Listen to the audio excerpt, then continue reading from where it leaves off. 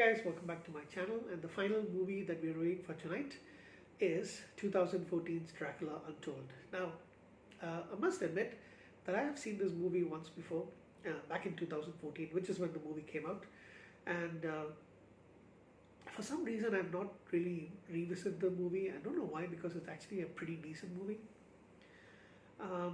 But what I've noticed is that recently in a lot of collection update videos that I've seen on YouTube, a lot of people have this movie in their Blu-ray and DVD list, as well as I think it came out on 4K as well, and it's pretty decent. I mean, pretty good to watch as a movie. Like, for I think it really do well because I think it was shot for IMAX. So, excuse me, still battling that cold. The movie stars Luke Evans, Sarah Gadon, Dominic Cooper, Art Parkinson, and Charles Dance. Charles Dance is one of these actors who is kind of like built for the period movie roles and all that stuff, because he was in Game of Thrones. He was in Alien 3 as well, but let's forgive him for that movie. But yeah, I have a feeling this guy's actually, this actor is made for those kind of movies. So we have Luke Evans playing. So this is a kind of a different version of the history of Dracula. We have Vlad Dracula, who's the prince of, I'm going to butcher the names, Wallachia and Transylvania. So this is in 15th century Hungarian kingdom, and he was a royal ward of the Ottoman Empire, the Sultan of Ottoman, or the American pronunciation is Sultan. I was trained to be a soldier in his elite corps, and he became their most feared warrior, and he was known for, being Vlad the Impaler, because he used to slaughter thousands and impale them on spears. Eventually, he became sick of it and then decided to go back and abandon his past. Now, so he's been ruling his kingdom, which is still kind of overseen by the Ottoman Empire. However, he and his soldiers discover a helmet in the stream and think that there might be an Ottoman searching party nearby. So they investigate, and they led to a cave in the mountains. And something that's inhuman, almost animal-like, attacks and kills his two soldiers.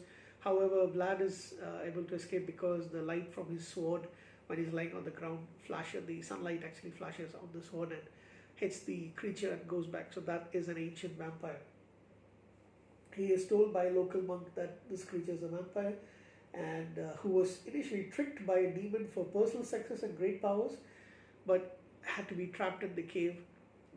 He is paying the price for it. So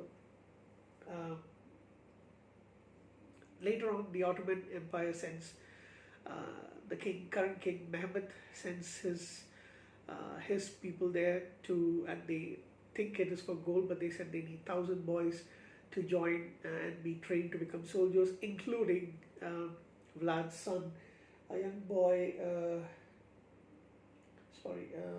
What's his name? The young boy is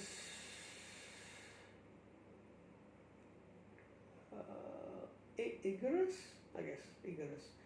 So Vlad's wife, played by Sarah Gadon, doesn't want him to be left to leave, and so initially he refuses. He goes and meets Mehmed II, played by Dominic Cooper, and he refuses. And so there's going to be an all-out war. He prepares his people for it. In order to get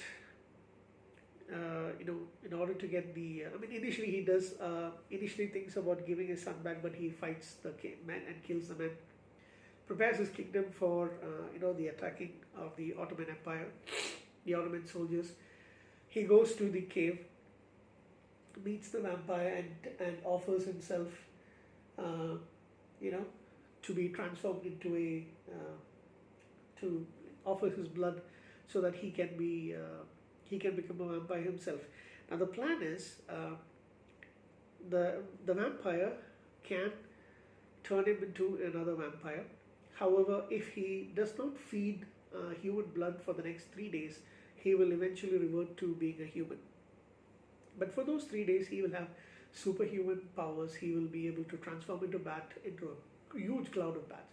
Will be absolutely powerful. So, however, he will be, he will have problems with silver and sunlight and all those things. So he goes there and he does drink his blood, and Vlad becomes another vampire. So he's able to slaughter the soldiers of the Ottoman people, but in the end, he's unable to save his wife when she's attacked by some of the soldiers, and when she dies, as she's laying dying, she asks him to drink his blood because he is losing his powers. So he does, and then he becomes an outright vampire. He starts slaughtering all the soldiers, and his son is abducted by Mehmet's people. However, Mehmet is ready for him, so he goes to his tent. There's a lot of silver coins lying around, so that vampires are impervious to. Sorry, not impervious. Silver is kind of deadly for them. So Mehmet, they have a fight. At the end, he is victorious, and he kills Mehmet. He converts a lot of his people. I forgot about that. Vlad converts a lot of people into vampires, and they do turn their backs against him a little bit because they try to kill his son. There is a priest who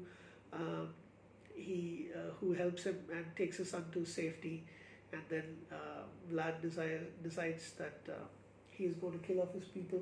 I did forget about how he does that.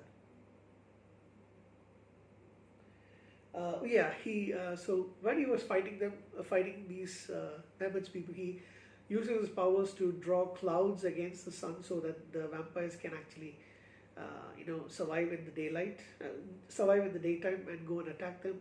So now that he sees that his people are turning against him and turning against his son, he decides the only way to make it safe for everybody is to kill all the vampires, his own people. So he disperses the clouds, and everybody dies in the sunlight, including himself. But as he's dying, there is this person who had wanted to become a vampire himself, some guy who's in the forest, and he comes and he feeds some blood to the dying Dracula, and thus he is saved and becomes whole again. At the end of the movie, it's currently present day, and Vlad, who's known now as Count Dracula, is wandering the streets of what looks like modern London, and he sees a woman who looks just like his wife, played by Sarah Gaydon once again, and who's called Mina, and he's kind of taken by her, and she by him. They walk off, and in the distance you can see Charles Dance's character, who he plays the vampire who's in the cave. He was let free when Vlad drank the blood and became a vampire himself, and now he's free to roam the earth, and he now is stalking Dracula, and he just says, as the movie ends, "Let the games begin." I find this movie to be really, really good, especially watching it for the second time. I have a greater appreciation for it. I think it's a pretty good movie, decent film. I don't know why they didn't make more. The movie was made on a budget of around $70 to $100 million, and it made around $217.1 million at the box office. But like I mentioned, I think this movie is getting a lot more appreciation now. It is a good story for Dracula. I would give this movie a 7.5 out of 10. It isn't amazing, but it's pretty good. So I do like it quite a bit. Really good performances overall. So 7.5 out of 10. Do watch it. I think you'll like it as well. Take care, guys, and have a good night.